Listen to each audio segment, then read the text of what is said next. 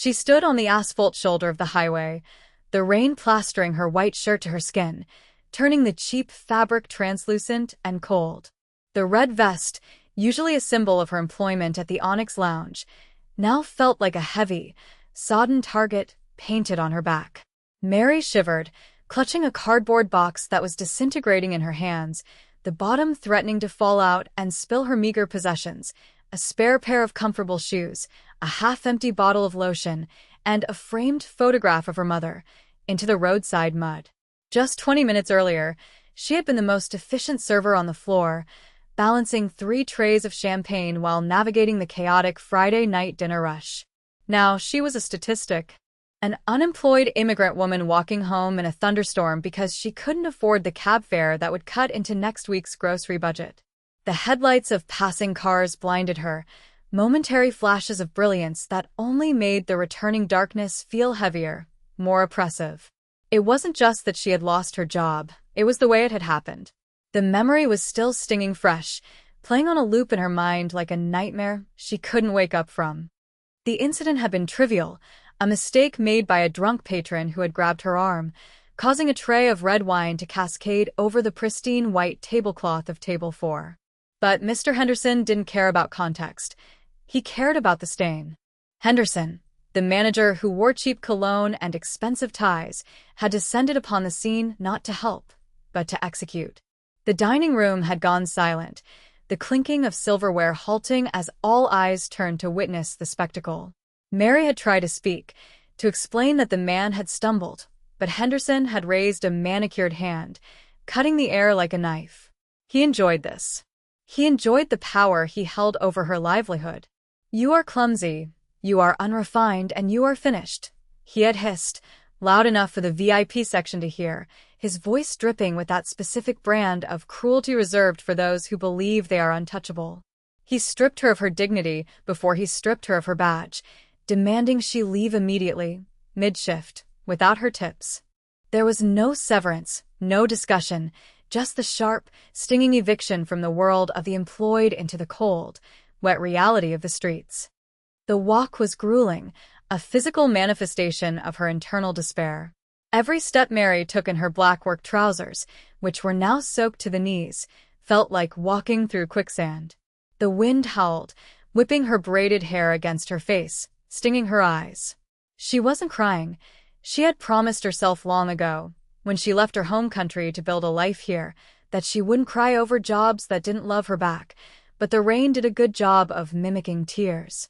She passed the glowing neon signs of liquor stores and closed pawn shops, the city's underbelly exposed by the storm. She thought about the rent due in 3 days. She thought about the text message she had sent her sister earlier that morning, promising that money was on the way. The shame burned hotter than the freezing rain. She was 28 years old, educated, capable, and yet she was reduced to walking the breakdown lane because a man with a fragile ego decided she was disposable. The world felt vast and indifferent, a gray expanse of concrete and water that cared nothing for her struggle. Inside the Onyx Lounge, life had likely resumed. The wine would be mopped up, the table reset, and another server would be enduring Henderson's tyranny. Mary felt a phantom ache in her feet, the muscle memory of a 12-hour shift that had been cut short. She looked down at her hands, wrinkled from the rain and calloused from hard work. These hands had healed wounds, cooked meals, and carried the weight of her family's expectations, but to the world, they were just the hands of a fired waitress. A sudden gust of wind nearly knocked her into the path of an oncoming truck, the horn blaring a long, angry note that faded into the distance. She steadied herself, hugging the wet cardboard box tighter against her chest. It was the only anchor she had left. The isolation was profound. In this moment, Mary felt truly invisible, a ghost haunting the edges of a society that consumed her labor and discarded her humanity. She kept her head down, counting her steps, trying to calculate how many miles were left until she reached the safety of her small, drafty apartment. Then the atmosphere shifted. It wasn't a subtle change. It was a physical alteration of the air pressure around her. The sound of the rain was suddenly drowned out by a low, rhythmic thumping that vibrated in her chest. It started as a distant hum, something she mistook for thunder, but it grew rapidly into a deafening roar that shook the puddles on the ground.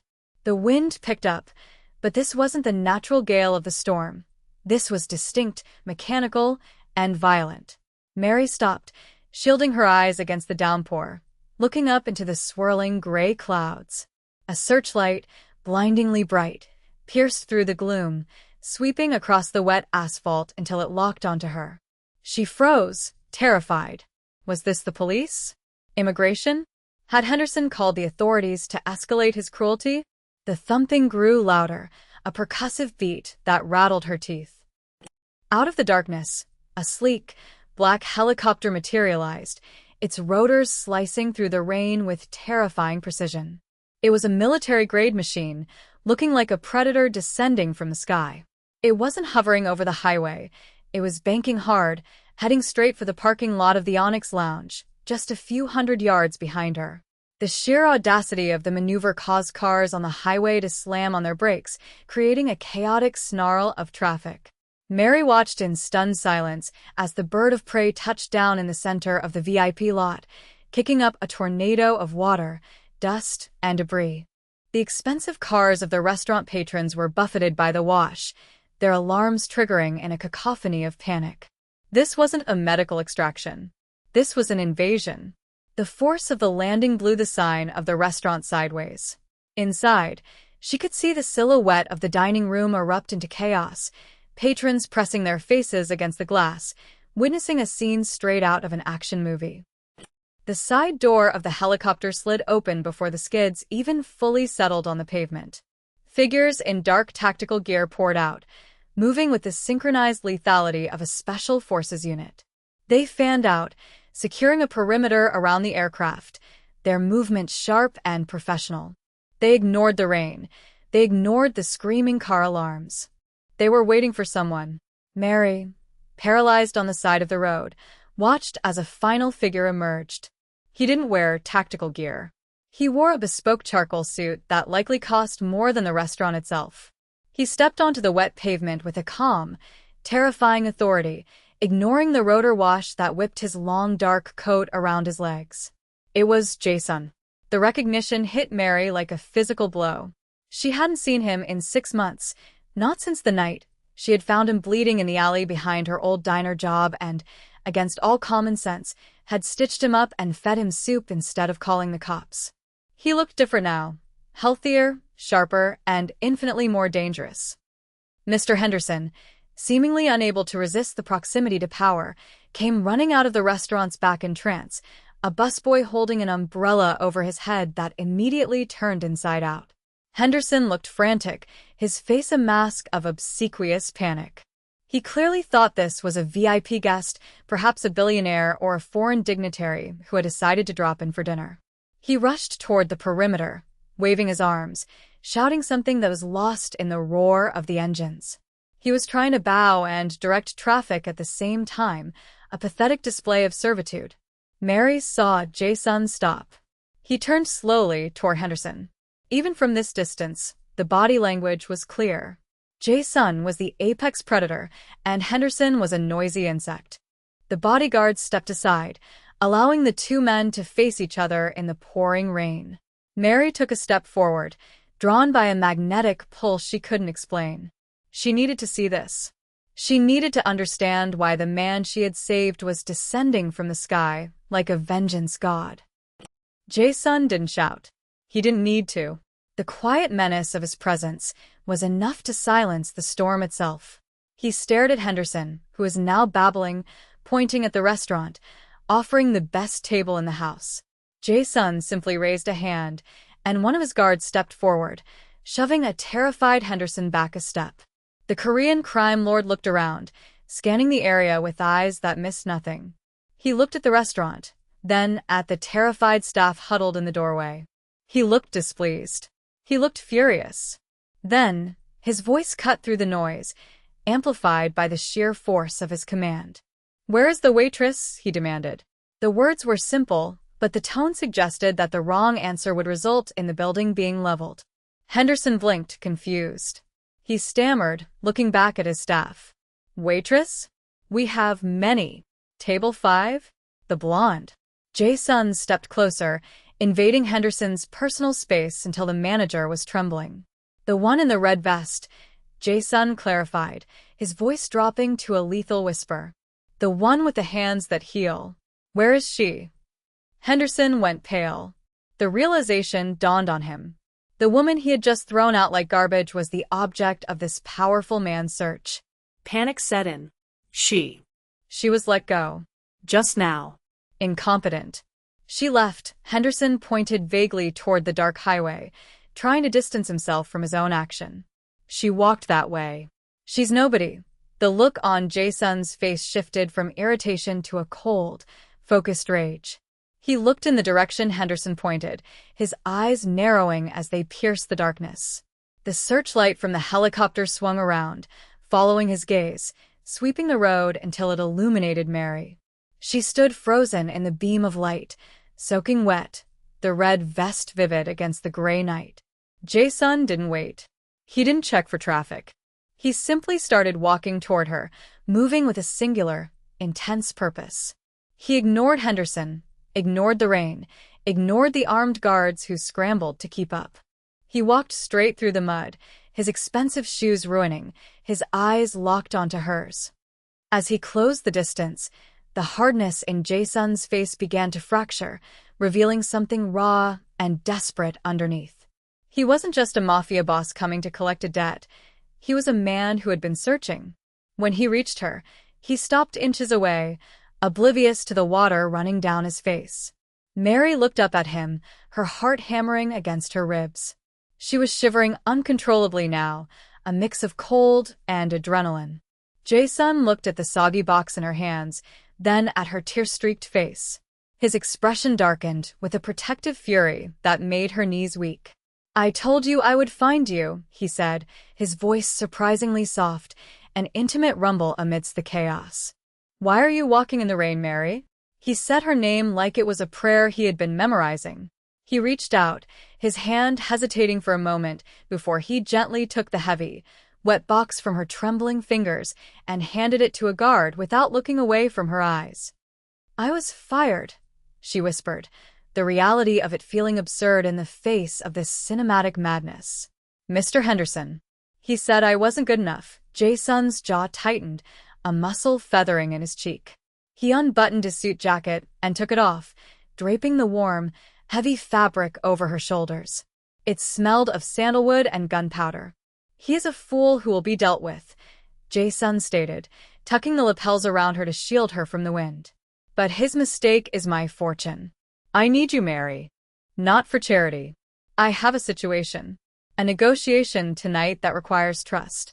And I trust no one else to pour my wine. I trust no one else to watch my back. He looked at her with an intensity that transcended the professional. This wasn't just about service, it was about survival. He offered her his hand, palm up, the rain pooling in it. Come with me. Leave this place. You will never walk home in the rain again. Mary looked at his hand, then back at the restaurant where Henderson stood watching in horror. She looked at the red vest she was wearing, the symbol of her servitude, and then at the man offering her a kingdom. She took his hand. The roar of the helicopter rotors intensified as Mary placed her hand in Jae-sun's, the contact sending a jolt of warmth through her freezing arm that had nothing to do with the ambient temperature. He pulled her up with an effortless strength, guiding her off the rain-slicked asphalt and onto the metal step of the aircraft. As she climbed into the cabin, the world she knew, the world of minimum wage, aching feet, and Mr. Henderson's sneering face, began to fall away. She collapsed onto the plush leather bench seat, the sudden luxury jarring against her soaked uniform. A crew member immediately slid the heavy door shut, sealing out the storm and the noise, replacing the chaotic din with a muffled, pressurized hum. Jae-sun sat opposite her, his dark eyes scanning her face for signs of shock. He didn't speak immediately. Instead, he reached into a compartment and pulled out a thick, cashmere blanket, leaning forward to wrap it around her shoulders over his own suit jacket. The intimacy of the gesture, performed in front of his armed guards who stared stoically ahead, made her breath catch. She looked out the rain-streaked window and saw the onyx lounge shrinking below, a glowing box of misery that was rapidly disappearing into the dark tapestry of the city. Henderson was just a speck now, a microscopic tyrant in a kingdom of asphalt, while she was ascending. Jason handed her a headset, his voice coming through clear and calm, cutting through the static in her mind. "We are 5 minutes out," he said, not to the pilot but to her. "Mary, I apologize for the theatrics. But time was a luxury I did not have. Tonight is the Red Dragon Summit. The heads of the 3 families are meeting to discuss territory. It is a dinner, a peace offering. But peace is often just a pause between wars." He paused, his gaze intensifying. "They will have their own servers, their own tasters. I cannot trust them. I need someone who understands the flow of a room, someone who can spot a threat before it happens. I remembered how you stitched my side in that alley with a sewing kit and vodka. I remembered how you noticed the shadow of the man who stabbed me before he even moved. You have the eyes of a survivor. Tonight, I need those eyes." The helicopter banked sharply, the city lights tilting on a vertical axis, revealing a towering spire of glass and steel that pierced the cloud layer, the Skyline Sovereign Hotel. This was the venue, a neutral ground for the city's most dangerous men. They landed on the rooftop helipad, the wind whipping around them as the doors slid open. This time, however, Mary didn't feel the cold. She felt a surging sense of purpose. She was ushered not into a kitchen or a service entrance, but into a private penthouse suite that served as a staging area. A team of stylists and tailors was waiting, but Jason waved them off with a sharp command in Korean. "No," he said, turning to Mary. "Keep the vest. Keep the shirt. Clean them, dry them, but do not change who you are. They expect me to bring a model or a silent servant in silk. I am bringing a professional." He wanted her to look like exactly what she was, a worker. It was a power move, a statement that he valued competence over aesthetics.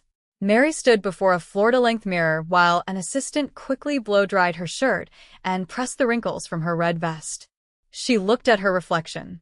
The exhaustion was still there, etched around her eyes, but the fear was gone. She adjusted her collar, the same motion she had done 1,000 times before a shift, but this time the stakes weren't tips. They were lives. She watched Jason check a firearm before tucking it into his waistband and buttoning his fresh jacket. He caught her eye in the mirror.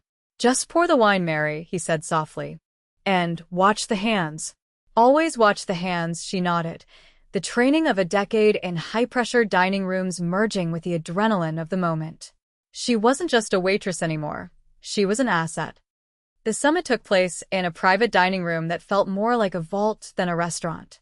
The walls were lined with soundproof velvet, and the only light came from a massive crystal chandelier and the panoramic view of the storm-lashed city below. 3 men sat at a round table, each accompanied by a silent bodyguard standing in the shadows. There was Mr. Tanaka, an elderly man with fingers missing on his left hand, Sergei, a massive Russian whose breathing whistled through a broken nose, and Jason, who took his seat with the predatory grace of a panther. Mary stood by the sideboard, where a bottle of Chateau Margaux 1996 had been decanted. The air in the room was so thick with tension it felt viscous. She moved with the silent, rhythmic efficiency she had perfected over years of dodging kitchen collisions.